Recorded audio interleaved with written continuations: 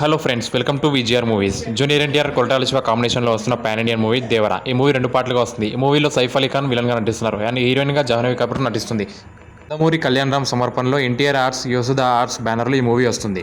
ప్రస్తుతం ఇక్కడ చూసిన ఈ సినిమా పేరే వినిపిస్తుంది. ఈ మూవీ సెప్టెంబర్ 20న వరల్డ్ వైడ్గా రిలీజ్ కాబోతుంది. ఈ చిత్రం కోసం ఎన్టీఆర్ ఫ్యాన్స్తో పాటు సినీ అభిమానులు కూడా ఎంతగానో ఈగర్గా ఎదురు చూస్తున్నారు. మీలో ఎంతమంది జూనియర్ ఎన్టీఆర్ ఫ్యాన్స్ ఈ మూవీ కోసం వెయిట్ చేస్తున్నారు? కింద కామెంట్ సెక్షన్లో కామెంట్ చేయండి. ఈ క్రమంలోనే ఈ మూవీకి సంబంధించిన ఏ విషయమైనా ఇండస్ట్రీని చెక్ చేస్తుంది. తాజాగా దేవరకు సినిమాకు గాను యంగ్ టైగర్ ఎన్టీఆర్ దిమ్మ తిరిగే రేంజ్లో రెమ్యునేషన్ అందుకుంటున్నట్టు ఓ న్యూస్ బయటకు వచ్చింది. అది కాస్త నెట్టింట ఇప్పుడు వైరల్ అవుతుంది. గతంలో రాజమౌళి RRR సినిమాకు తారక్ 45 కోట్ల రూపాయలు తీసుకున్నట్టు టాక్. అయితే దేవర సినిమాకు వచ్చేసరికి తన రెమ్యునేషన్ భారీగా పెంచారట.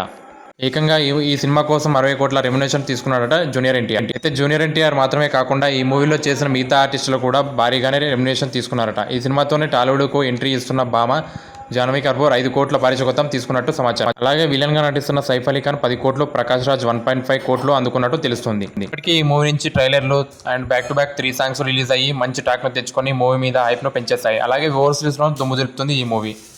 ఇంకా రిలీజ్కు 9 రోజులు ఉండగానే ఎన్ని రికార్డులు క్రియేట్ చేస్తుందంటే రిలీజ్ రోజు ఇంకా ఎన్ని రికార్డులు క్రియేట్ చేస్తుందో చూడాల్సి ఉంది.